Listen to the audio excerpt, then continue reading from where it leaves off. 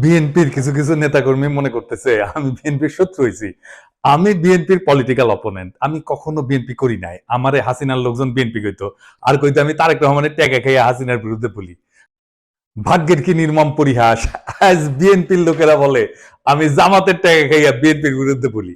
আপনাদের একটা সৎ পরামর্শ দিই ভাই, পলিটিক্যাল অপোনেন্টকে বুদ্ধিমত্তার সাথে ডিল করেন। রাজনীতি করতে আসছেন, আপনার অপোজিশন থাকবে, আমার লোকে তেদরামি করতে আসেন না ভাইজান। আমি অনেক দরদ নিয়ে ক্রিটিক করি আপনাদের দলের। এটা যদি সহ্য না হয়, আওয়ামী লীগরা যেভাবে ট্রিট করতাম সেভাবে যদি ট্রিট করতে বাধ্য হইতে হয়, তাতে আপনাদেরই ক্ষতি। আপনাদের যে ফাজলামি দেখি তাতে আমার কোনো বাল ছেড়া যাবে না, আপনার বাল ছেড়ার ক্ষমতাও নাই। যাই হোক, অনেকে বলে বিএনপির পিছে কেন লাগিছি, উত্তরটা আগে বলছি, আর একটু খুলে বলি। এটা রাজনৈতিক, দার্শনিক, ভূ রাজনৈতিক বিষয় আছে এটার সাথে। আসেন এটা আমরা খুঁজে দেখি।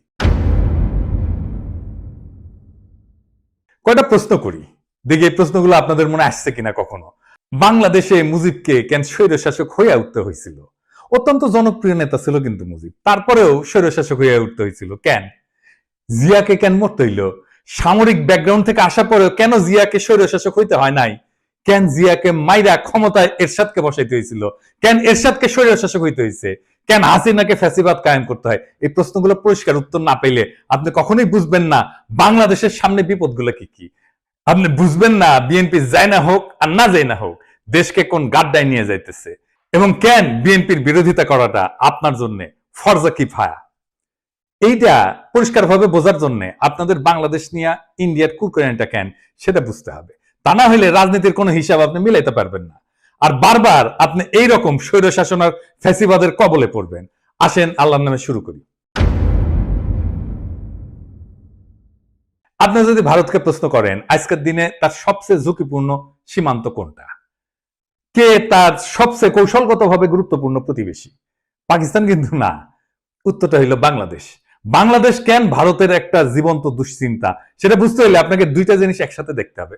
প্রথমত, ভারতের কাছে বাংলাদেশের সবচেয়ে বড় সমস্যা হলো তার ধর্ম, ডেমোগ্রাফি। বাংলাদেশ মুসলমান সংখ্যাগরিষ্ঠ দেশ, এটা তো জানা কথা, কিন্তু আশ্চর্যের ব্যাপার হইল ভারতের পূর্বাঞ্চলে একসময় মুসলিম মেজরিটি ছিল।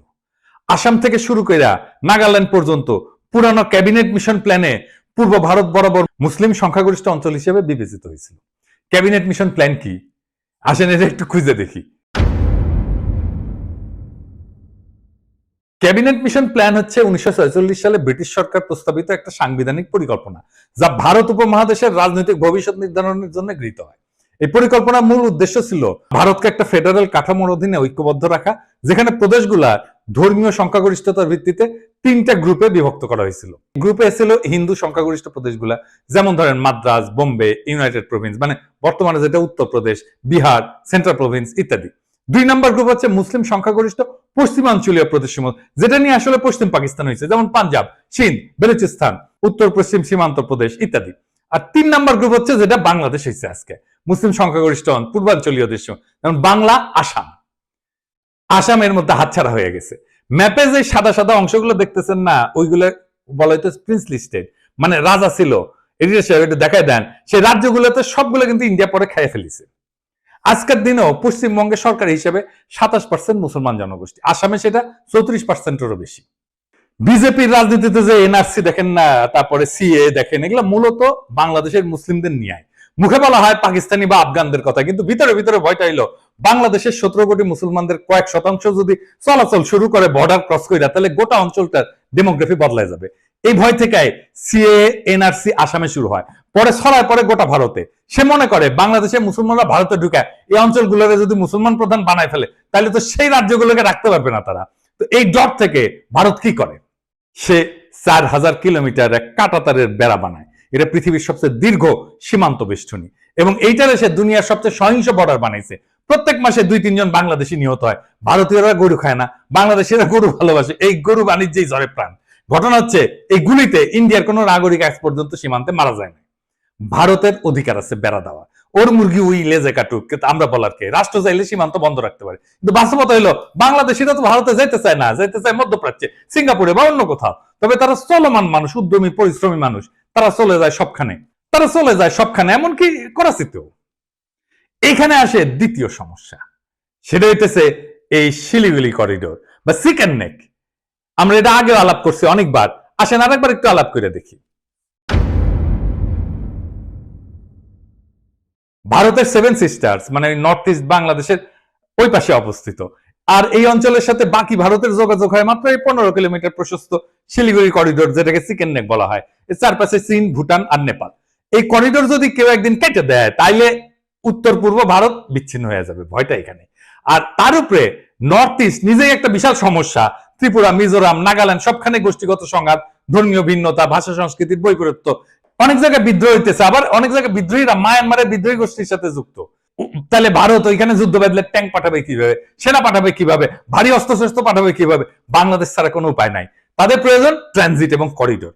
চট্টগ্রাম বন্দরের মাধ্যমে ত্রিপুরায় প্রবেশ বা রেলপথে পূর্বাঞ্চলে যাওয়ার সুবিধা, এটাই ভারত দীর্ঘদিন ধরে চাইছে। কিন্তু ভাবেন একবার, আপনি একজন বাংলাদেশি, আপনাকে কাঁটাতারে ঘিরে রাখা হইলো, তারপরে বলা হইলো ভারতীয় ট্রাক যাবে আপনার দেশের একদিক থেকে আরেক দিকে, ভারী সরঞ্জাম যাবে। তিতাস নদীতে মাটি ফেলাম, নদীতে বাদ দিয়া রাস্তা বানায় ভারী সামরিক সরঞ্জাম পাঠাইছিল একবার, মনে আছে না? দেখেছেন কেমনে মাটি ফেলায় তিতাস মেরে ফেলাইছিল? এই রাস্তা বানানোই হয়েছিল ইন্ডিয়ার পণ্যবাহী ভারী ট্রাক নেওয়ার জন্য। তো এই যে সিস্টেম, এটাকে রাজনৈতিক ভাবে বিক্রি করা অসম্ভব, মানে বাংলাদেশের মানুষ তো মানবে না। তাই দরকার একটা গণবিরোধী ভারত বান্ধব সরকার, যারা এই চুক্তিগুলো চুপচাপ করে ফেলবে এবং জনগণ কিছু জানাবে না। এই হইলে পুরা কাহিনী। ভারত কেন বারবার বলে বাংলাদেশ আমাদের সবচেয়ে গুরুত্বপূর্ণ মিত্র? কারণ কৌশলগত দিক দিয়া বাংলাদেশ ছাড়া ভারতের নর্থ ইস্ট অচল। কিন্তু ধর্মীয় দৃষ্টিভঙ্গিতে ভারত মুসলমান পছন্দ করে না, তাই কাঁটাতারে বেড়া দিছে। আবার কাঁটাতার দিয়ে ঘিরে দিলে তার 7 সিস্টার্স অরক্ষিত হয়ে পড়ে। এই এক শাখের করাত, যাইতেও কাটে আসতেও কাটে। তাই বাংলাদেশে ভারতের সবসময় এমন শাসক দরকার যে ভারতের অনুগত হবে এবং তাদের মতে বন্ধুভাবাপন্ন হবে। ভারতের প্রতি বন্ধুভাবাপন্ন হইলে বাংলাদেশের জনগণ হয়ে উঠবে সরকার বিরোধী, তাই তাকে হইতে হবে স্বৈরাচার। বাংলাদেশের 3টা ভারত বান্ধব সরকার ছিল, মুজিব, এরশাদ আর হাসিনা। 3টাই স্বৈর শাসক। জিয়া আর খালেদা জিয়া এই 2জন প্রবল ভারত বিরোধী ছিল জন্য তাদের স্বৈর শাসক হইতে হয় নাই। একজনকে মরতে হয়েছে, আর একজনকে বিষ প্রয়োগে হত্যার চেষ্টা করা হয়েছে। আমি প্রমাণ সহ এপিসোড করেছিলাম খালেদা জিয়াকে বিষ প্রয়োগ করা হইতেছে, দেখে নিয়েন যদি দেখে না থাকেন। তাইলে এই যে মির্জা ফখরুল যে বলে ভারত বন্ধু দেশ, এটা শুনেন কি বলে। ভারত আমাদের প্রতিবেশী, সবচেয়ে বড় প্রতিবেশী, আমাদের বন্ধু। আমাদের যুদ্ধের সময় 1971 যুদ্ধের সময় আমাদের সহযোগিতা করেছিল। আমরা ভারতের কাছে সবসময় প্রত্যাশা করি যে ভারত বাংলাদেশের মানুষের পাশে দাঁড়াবে। শুনেছেন তো? আর এই যে আমরা যে অভিযোগ করি যে বিএনপির সাথে ইন্ডিয়া সিস্টেম করেছে, এই সিস্টেম যদি করে থাকে তাইলে তো বিএনপি স্বৈরাচার হয়ে উঠবে। বাংলাদেশের স্বৈরাচার হয়ে ওঠার সব শাসক ধ্বংস হয়েছে। বিএনপির নেতা কর্মীদের বলতেছি, আপনারা কি চান বিএনপি ধ্বংস হয়ে যাক? আমরা রাতারাতি বিএনপির মতো একটা দল তৈরি করতে পারবো, তাইলে ক্ষতি কার হবে? বিএনপির হবে নাকি বাংলাদেশের হবে? আজকের এপিসোড দেখার পরেও যদি আমাদের বিএনপির শত্রু বলে মনে হয়, তাহলে কিছু বলার নাই। নিজের ঘুম নিজে মারতে চাইলে কেউ তারা ঠেকাইতে পারবে না। তাই যারা এখন ঘুমায় আছেন তারা যায় না রাখেন, আপনার ঘুমের দাম ভারত থেকে বুঝে নিচ্ছে। আপনার ভূখণ্ড ব্যবহার করে, আপনার নদী হত্যা করে, আপনার ভবিষ্যৎ বন্ধক রেখা, আপনার গণতন্ত্রকে লাশ বানায়, তারা আগ্রাসনকে সৌহার্দ্য বলে চালাই দিচ্ছে। আর আপনি একটা দলকে বাঁচাতে গিয়ে পুরা জাতিকে খাদের দিকে ঠেলে দিতেছেন। বিএনপি যদি আবারও এই খেলা না বোঝে, যদি তার নেতৃত্ব আবারও ভারতের পায়ের দিকে মুখ করে বসে থাকে, তাহলে মনে রাখবেন স্বৈরতন্ত্র কারো আপন হয় না।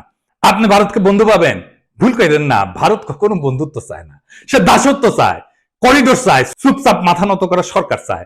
আপনি যদি আজও সেই স্বপ্নে ভাসেন যে ভারত আপনার পাশে দাঁড়াবে, তাইলে আপনি ইতিহাস পড়েন নাই, রাজনীতি বোঝেন নাই, স্বাধীনতা মানে জানেন না। এখনো সময় আছে, সোজা হয়ে দাঁড়ান, আপোষের রাজনীতি ছুঁড়ে ফেলে দেন। যারা আপনার সমালোচনা করতেছে তাদের ভয় করেন না, বিবেকটা বরং আপনার জাগ্রত করেন। কারণ আজকের দিনে সত্য বলা মানে বিদ্রোহ করা, আর এই বিদ্রোহই যদি শেষ আশ্রয় হয়, তবে আমি গর্ব করে বলি ইনকিলাব জিন্দাবাদ।